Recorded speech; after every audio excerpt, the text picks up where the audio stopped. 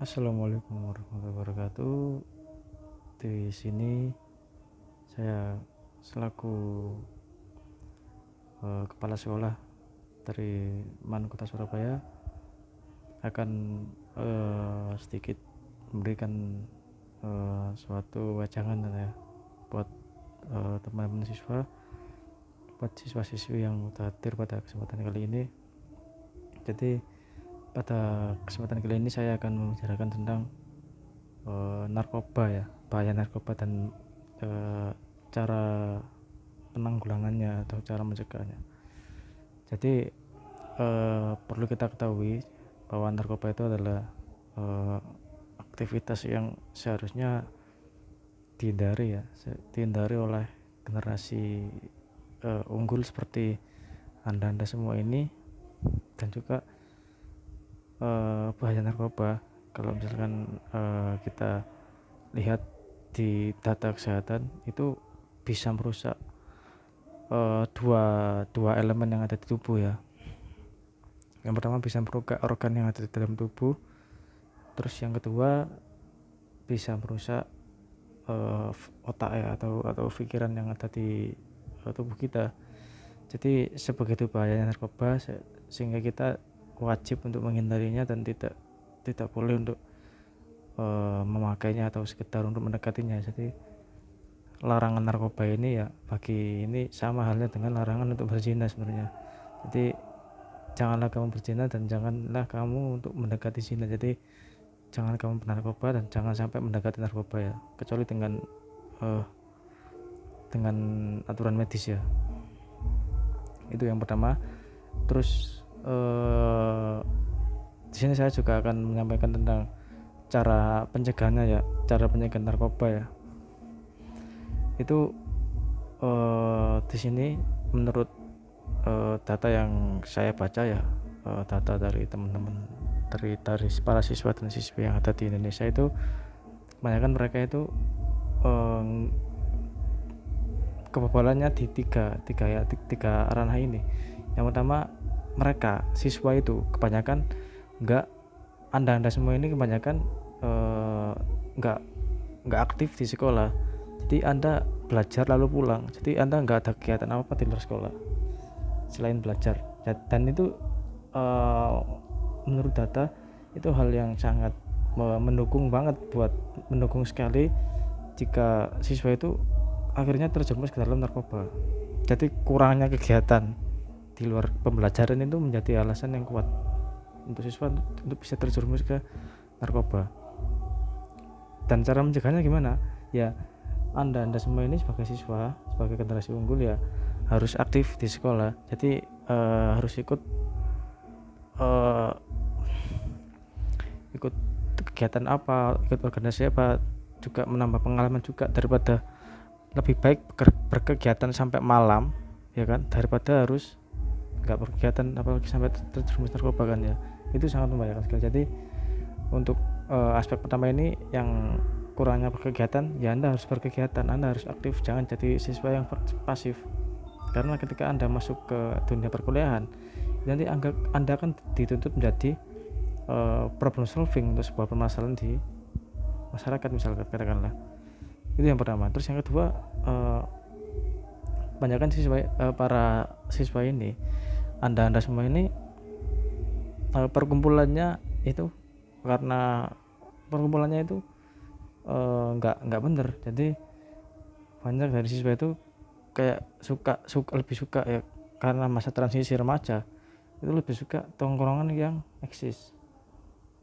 Dan eksisnya seperti apa?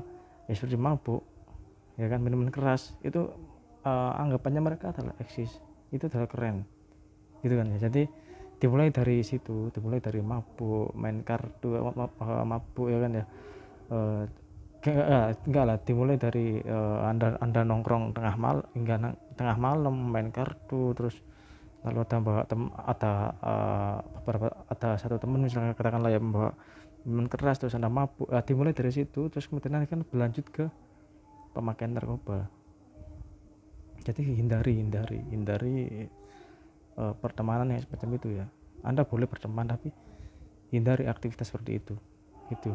Jadi ya Anda boleh aja berteman dengan mereka, dengan teman-teman seperti itu, tapi Anda nggak boleh masuk ke ranahnya mereka, ke aktivitasnya mereka. Itu yang kedua. Terus yang ketiga, itu kebanyakan ya para siswa ini kan karena masa-masa transisi dari remaja ya, dari remaja ke dewasa ya, itu kan pasti kan nggak lepas dari cinta sebenarnya kan ya. Dan itu kan eh, terutama berdasarkan riset itu kan eh, laki-laki pria itu yang kalau misalkan mereka putus cinta itu mereka melampiaskannya itu dengan cara memakai barang-barang yang seperti itu. Jadi harapannya mereka bisa melupakan dengan mereka memakai itu, otomatis permasalahan yang ada di pikirannya itu hilang. Betul enggak sebenarnya?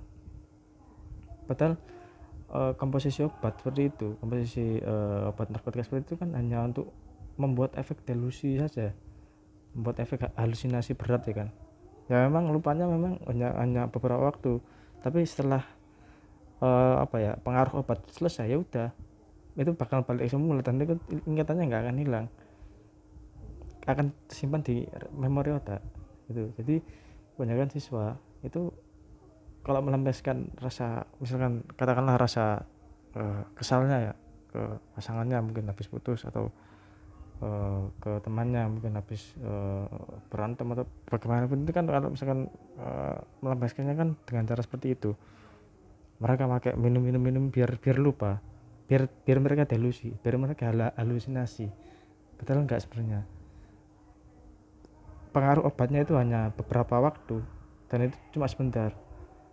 Setelah selepas obat itu selesai ya udah, itu akan balik seperti semula pikirannya, nggak akan pernah hilang, dan itu akan terbawa sampai ke perbadannya yang akan datang kan sebenarnya. Jadi lebih baik melampiaskannya itu dengan cara yang aman dan rasional gitu. Jadi ya katakanlah kan banyak cara kan sebenarnya kan untuk melampiaskannya. Anda mungkin bisa pergi ke suatu tempat yang sepi, mungkin berbicara sendiri kan nggak harus memakai barang seperti itu. Atau Anda mungkin ke kamar, mungkin misalkan Anda lagi kesel sama seseorang ya kan, Anda pergi ke tempat fitness, mungkin ninju yang guling samsak itu mungkin ya kan bisa seperti itu kan bisa.